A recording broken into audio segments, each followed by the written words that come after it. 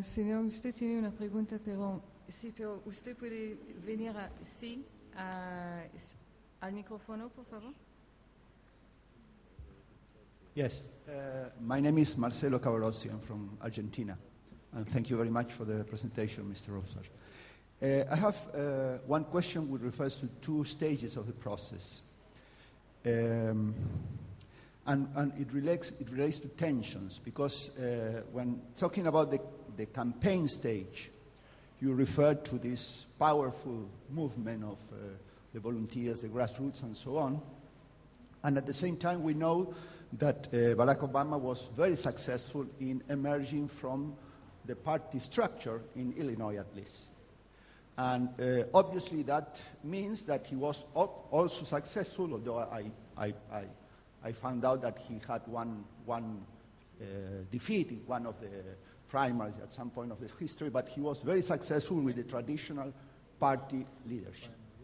So the first stage is, the first question refers to the stage of the campaign, and it asks you, there was a tension between what you were doing, your team was doing, all the use of the online communication. Was there a tension between that part of the process and the traditional party leadership during the campaign? And the second part of the question refers to the what next, that is to the current moment, because one sees at the same time, and now I want to know about the volunteers, are people who emerge from the traditional democratic structure.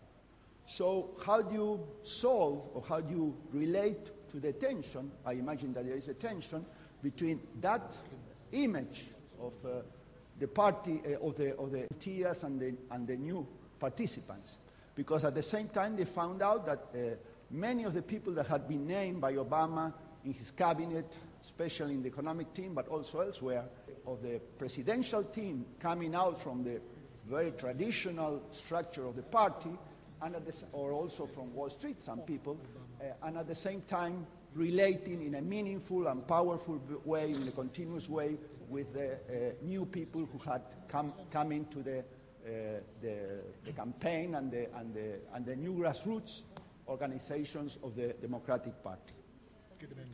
It's a good question.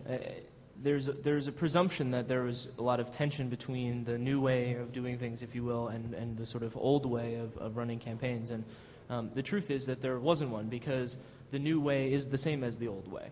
Our goals were the same goals that campaigns had 20 years ago: to get more people knocking on doors, to get more people making phone calls, to get more people signed up as supporters, more people registered to vote, more people making donations. And so we approached the conversation with the rest of the campaign as, we're here to help more people do what you're trying to get them to do anyway.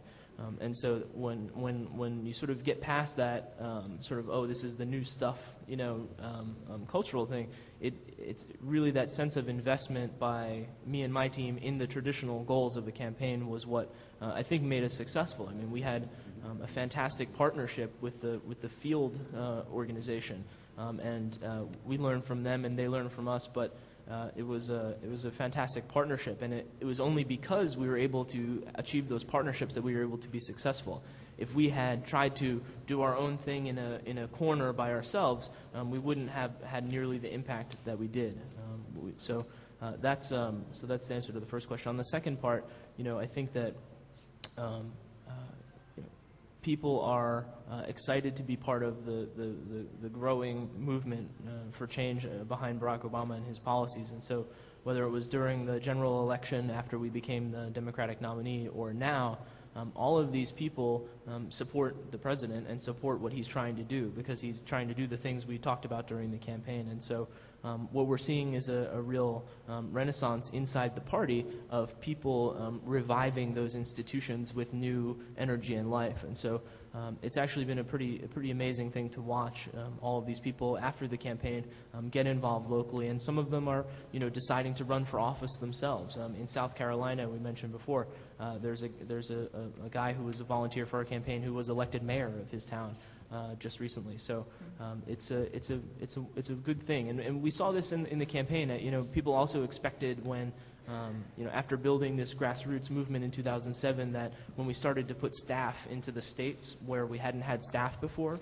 a place like Colorado, we had grassroots volunteer groups all over the state in every city. They had volunteer operations doing press outreach to the local newspapers. They had volunteers already in charge of, well, this guy is the one who talks to the mayor and all the political people. And when we sent staff in there, people expected that there would be a conflict between the organization coming from the top down and the people who were already started on the bottom up. But what we saw was actually very little conflict at all, and it was because of one of the lines in that opening video. Is the guy says, the campaign's there to help us, they're there to help us, but we're organizing ourselves. And so this notion of organizing ourselves with help from the institution and help from the rest of the operation was something that made those relationships just even more powerful when our staff went in and met the grassroots. Move over there, please.